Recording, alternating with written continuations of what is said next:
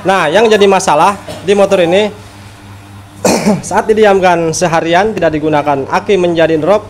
Masalahnya ini Pak, ini masalahnya dari aki. Kenapa saya katakan dari aki Pak? Padahal kan kata yang punya motor aki baru. Nah, perhatikan di sini Pak, walaupun aki baru Pak. Nah, tuh, lihat baik-baik Pak ya. Untuk dari jenis akinya Pak.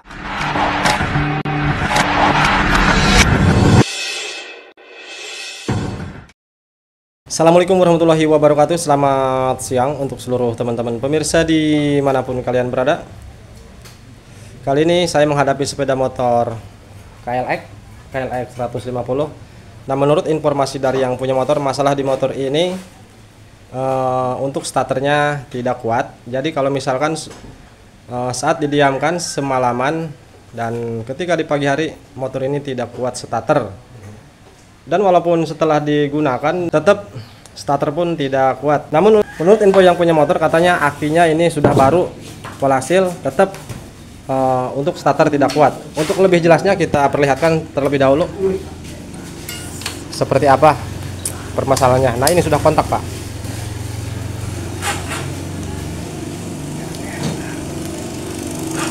Tuh. Jadi nah, dengarkan Pak ya. Tuh. Jadi dinamo starternya tidak ngangkat, hanya bunyi keces. Tuh. Memang benar seperti aki yang lemah. Oke, kita pastikan dulu dari aki. Kita cek terlebih dahulu dari aki. Kita lepas dulu untuk bagian jok. Kita lepas. Sekarang kita pastikan dulu dari aki. Karena kalau misalkan aki sudah bermasalah, sudah soak, walaupun digunakan ataupun didiamkan, pengisian dari aki akan hilang dengan sendirinya kalau misalkan didiamkan semalaman atau seharian. Dan sebaliknya kalau misalkan digunakan aki tetap tidak mengisi, seperti hilang pengisian, itu bukan pengisiannya yang hilang Pak ya, dikarenakan kalau misalkan aki sudah bermasalah, pengisian yang dikeluarkan daripada kiprok ke aki dia tidak bisa tersimpan di aki tersebut. Barangkali teman-teman mengalami masalah sering hilang pengisian ataupun aki sering drop, didiamkan semalam aki sering soak, jangan langsung diponis dari pengisian Pak ya. Kita pastikan dulu dari aki. Karena seperti yang sudah kita katakan tadi, kalau misalkan akinya sudah bermasalah, pengisian tidak akan masuk ke aki dan tegangan yang berada di aki akan hilang dengan sendirinya ketika motor didiamkan. Oke, di sini kita sudah menyediakan charger. Nah, charger ini Pak, ini sistematis Pak ya. Kalau misalkan aki masih normal, di sini akan berkedip indikatornya, lampu merah akan menyala dan berkedip kalau misalkan mengisi. Nah, sebaliknya kalau misalkan kita hubungkan konektor ini ke aki tersebut, di sini diam seperti ini, berarti kita bisa memastikan bahwa aki di motor ini sudah bermasalah. Walaupun kata yang punya motor ini aki ini baru Pak ya. Oke, kita coba. Karena Pak, barang baru tidak menjamin bahwa barang itu normal Pak ya. Kita hubungkan. Untuk merah ke plus dan hitam ke min.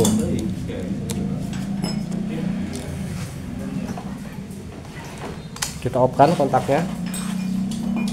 Nah, di sini sudah terhubung Pak ya. Konektor cas sudah terhubung. Nah, perhatikan di bagian chargingnya Pak. Nah, oke. Untuk saat ini kita katakan aki masih normal Pak ya. Kenapa? Dikarenakan tuh indikatornya di sini berfungsi Pak. Tuh. Oke. Indikator baterainya jalan dan lampu merahnya ini berkedip. Untuk saat ini kita katakan aki masih bisa menampung pengisian dari charging maupun dari kelistrikan di motor dari kiprok. Oke, kita tunggu dulu sampai aki ini full. Beberapa menit di charging di sini sudah full, sudah tidak berjalan untuk indikator chargingnya, berarti menandakan aki sudah full. Sekarang kita coba nyalakan kontak on. Namun kita lepas dulu Pak ya untuk chargingnya.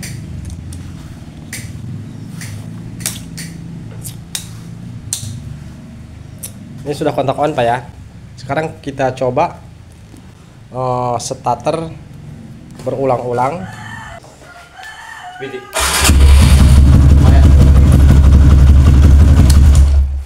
1 Pak.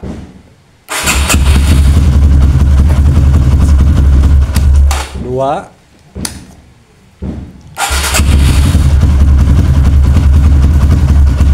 3.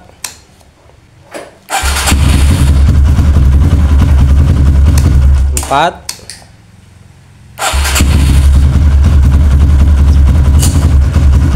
5.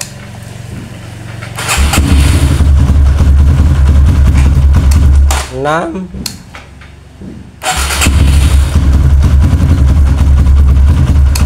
7.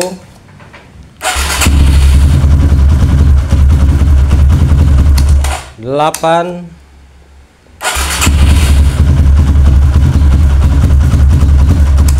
9.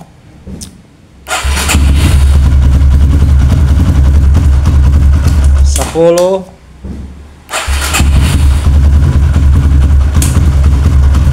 11. 12.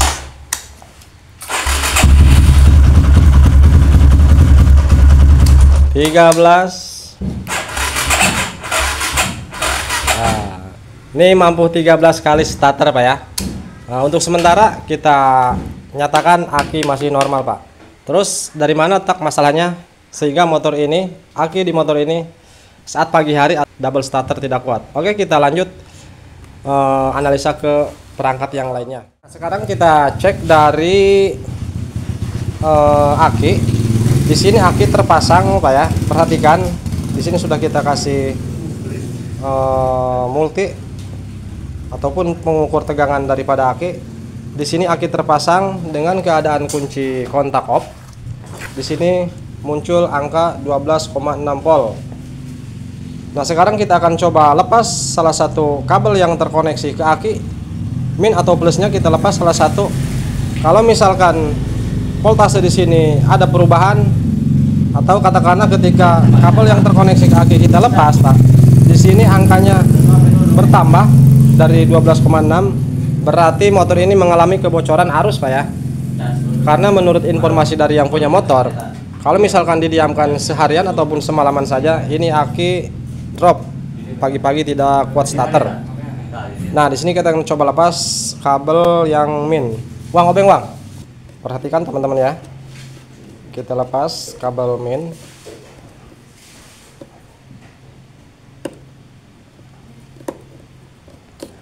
Tadi 12,6 Pak ya.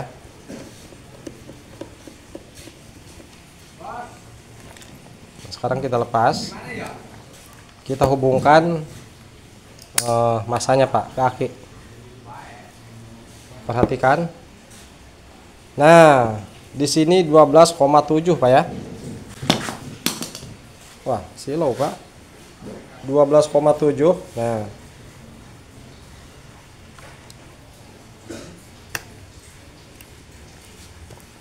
Sekarang saya hubungkan lagi kabel dari akinya.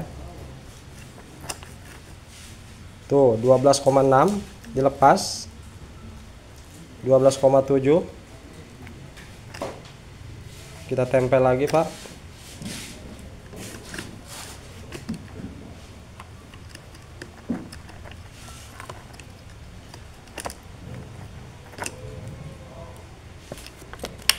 Tetap di angka 12,7 Pak ya.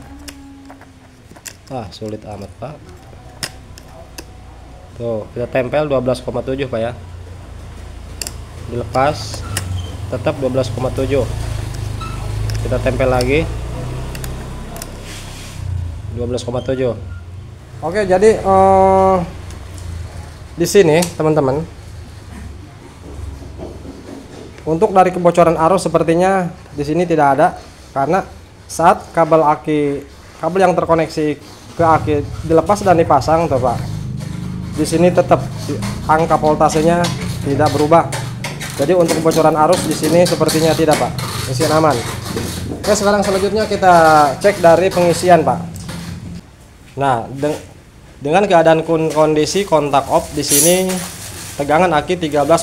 Sekarang kita coba nyalakan kembali. Nah, di sini turun satu angka, naik lagi Pak ya. Ini stasioner